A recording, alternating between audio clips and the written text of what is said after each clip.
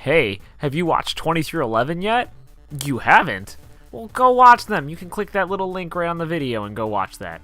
Unless you really just want to watch 10 through 1. In which case, whatever, it's your prerogative. But let's get right to it.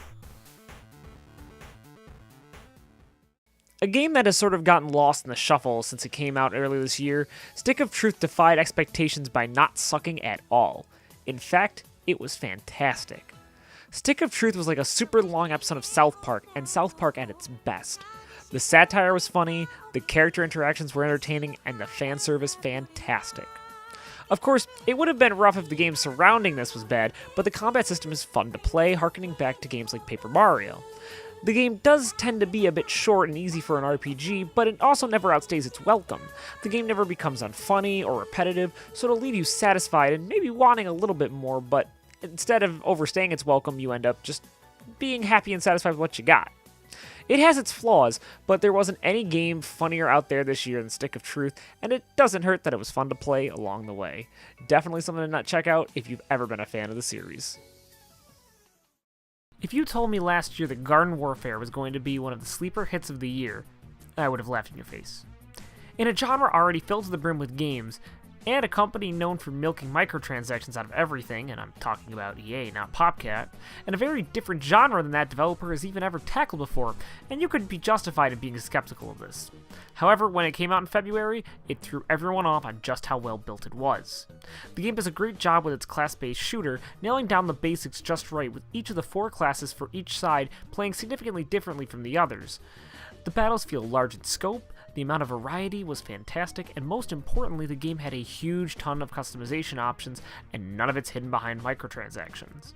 However, the key in keeping this game in the top list is because it's been having constant, free, and substantial DLC offerings that have kept the game alive throughout the entire year, adding even more customization, new modes, new maps, and balance updates to keep the game balanced and fair. It has made it one of the most enjoyable experiences throughout the year, and it's truly shown just how great of a developer PopCap really is. While the 3DS version of Smash was a great teaser of what waited for us in just a month's time, the Wii U version absolutely blows it out of the water, and also manages to rise far above Brawl to stand toe-to-toe with Melee as the best in the series. Taking the tried and true formula and dialing back some of the random factors like tripping and balancing the gameplay a bit better than Brawl did, while still making sure fans who want to play it like a party game don't suffer either, it makes for one of the most memorable multiplayer experiences of the year. From the absolute huge number of unlockables, the incredible roster of new characters that really break the mold and represent completely unique styles of play, fantastic HD visuals for the first time in the series, and enough things to do to fill 3 games, it may be just more Smash with more stuff to do, but that's all you really need at this point. The online is still rough around the edges, but leagues ahead of Brawl, and the game does lack a lot of new stages. There are still a lot of stages though. And a couple of modes fall flat like Smash Tour and stuff like that, but it's still a fantastic game which will give you more than your money's worth. It's clearly still a level above most any other multiplayer experience out there. Controversially, I'm someone who hasn't been super impressed with the Mario Kart games since Double Dash. Double Dash is actually considered to be one of the worst games by a majority of people, and it's actually my favorite. But ever since Double Dash, it just feels like the series has been kind of going through the motions and kind of just doing Mario Kart 64 over and over again. However, Mario Kart 8 is the first time since then that I actually went out and bought a game in the series, and for good reason. The online functionality works fantastic, so playing matches is a cinch. The new replay feature is great for reliving those incredible cell shots and making memes. The game looks gorgeous and has some of the best new track designs in any games of the series, and the soundtrack is the best of any Nintendo game this year, and it had a lot of stiff competition. The inexpensive and super big DLC packs are just icing on the cake, adding lots of new tracks, parts, and characters to keep the game feeling like new. Also, while it really doesn't do much to change the gameplay, the gravity mechanics that work where you're going to be riding on the side and upside down stuff gives a lot of F-Zero vibes that, well, if I can't have a real proper F-Zero, I will gladly take this as well.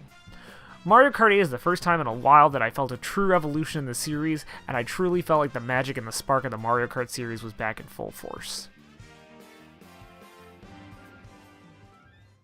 2 of my all-time favorite franchises collided this year for the game Professor Layton x Phoenix Wright, a game that, while never taking full advantage of the crossover, still manages to tell a story right at home for the Layton series, but where the gameplay of the Ace Attorney series shines.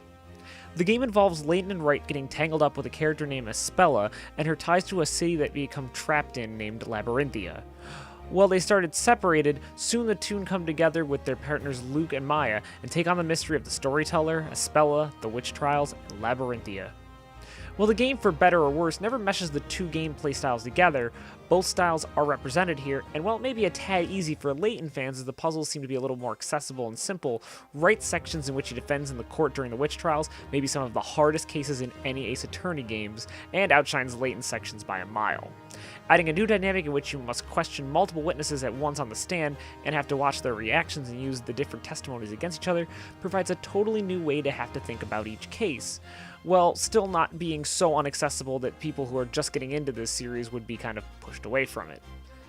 Even if it's not the strongest entry for either series, the phenomenal soundtrack, the incredible story and gorgeous animations, great cast of characters, and the still fun puzzles and court cases of the two games are both so well done enough here to bring absolute joy to any fan of either series.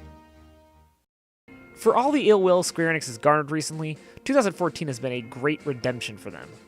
Bravely Default may be most people's reason for this, but I have a bigger one. A game that truly shows that the music genre still has room to thrive and grow. Fit Rhythm is so chock full of songs to play, modes to explore, and things to collect, I still feel as though I've only scratched the surface of what this game has to offer, and I've been playing it for 3 months. With a quest mode that gives a cool single-player experience with some light RPG features mixed in, a versus battle mode where you can send different effects that screw with your opponent's screen and tracks, and of course your normal quick play modes with a whopping 200 plus songs to play with on the cart. With another 50 or so songs to add on if you ever need more music, which you probably don't, Fit Rhythm is one game I don't see getting put down for a very long time. Or at least until Fit Rhythm Dragon Quest hits. That'll probably be when. After many saw a decline in quality in later Ratchet & Clank titles, as well as the critically panned Fuse, many wondered if Insomniac's time as one of the greats was up. I've always enjoyed the Ratchet & Clank series, and still believe Fuse mostly have been EA's meddling to have kinda ruined it, but even then, I started to wonder too if the magic had been lost. Then, Microsoft came in and helped fund and publish Insomniac's next endeavor, a game they would have complete creative freedom over and can truly make the game they wanted. Sunset Overdrive is that over-the-top 90s 2 throw everything but the kitchen sink open-world shooter they wanted to make, and has put them back on the map as one of the most creative and entertaining developers out there. Mixing the chaotic weapons and combat of the Ratchet series with a crazy Tony Hawk-esque combo system, which requires you to be doing crazy grinds and flips and stuff as you dispatch your enemies with these insane weapons, while mixing in a vibrant and colorful setting with a comic book art style. While the humor may not be for everyone, the gameplay is so frantic and fun that it's easy to just skip the cutscenes if you don't really like it and go on your next insane adventure with your customized avatar character, a game which of course gives you almost limitless customization options. If you do end up liking that meta, sort of break the wall, look at me in your face toot of the 90s, you're gonna love this even more too. It may just be a throwback to 90s games, but in a genre filled with war shooters and by-the-numbers looks and the same graphics engine being run by so many others, Sunset Overdrive is just the kind of throwback we could use to break up the monotony. What can be said about Bayonetta 2 that hasn't already been said? The sequel, developed by Platinum and bankrolled by Nintendo, is a game that knows exactly what it wants to be, a no-holds-bar action game of the highest caliber.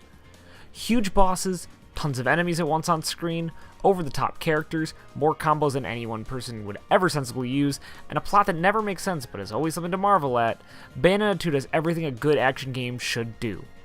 The action is non-stop and frantic, every gunshot, punch, and throw feels good to land, and every character is so balls-out nuts that you can't help but have as much fun as they're having. It doesn't hurt that Bayonetta is one of the best lead characters in any video game, not only this year, but maybe even of this decade, and Bayonetta 2 has the makings of an all-time classic.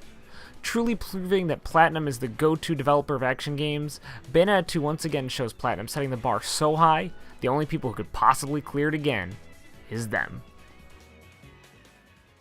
Truly one of the most underrated and overlooked indie titles released on Steam this year, Freedom Planet is a love letter to old-school Sonic and other classic 16-bit games.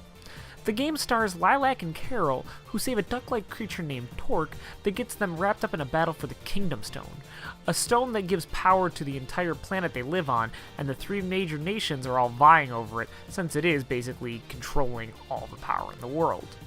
The story gets much deeper from there, but I'd much rather just encourage you to play the game and also focus on the most strong aspects of the game, which is, of course, the gameplay. The game takes art aesthetics from Sega classics like Sonic and Ristar, takes the core Sonic gameplay and adjusts to bring it more in line with a more platform-oriented game than just running from straight left to right, and boss battles very reminiscent of treasure games like Gunstar Heroes and Dynamite Headdy, with some other little things mixed in for good measure. The game, for being a small indie team's first game, does a fantastic job capturing the look and feel of an old-school Sega Genesis title. The game also has a fully voice-acted storyline, and while it does carry a lot of cutesy animal characters that may turn you off, and the cutscenes can be very, very long, they all have unique traits, and the voice acting is surprisingly solid for this kind of small development game. It's likely to keep you from being annoyed, but it may not be enough to convince you to actually stick around for the cutscenes. Luckily, the game gives you the option to skip those. Regardless, all the different playable characters offer different skills and even different stages and perspectives on the story, and with each stage having plenty of secrets to find, the game has plenty of content to explore for hours and hours. It's a top-notch first effort from Galaxy Trail, and it can only truly be beat by something doing the retro revival idea, but better. Insanely enough, someone did.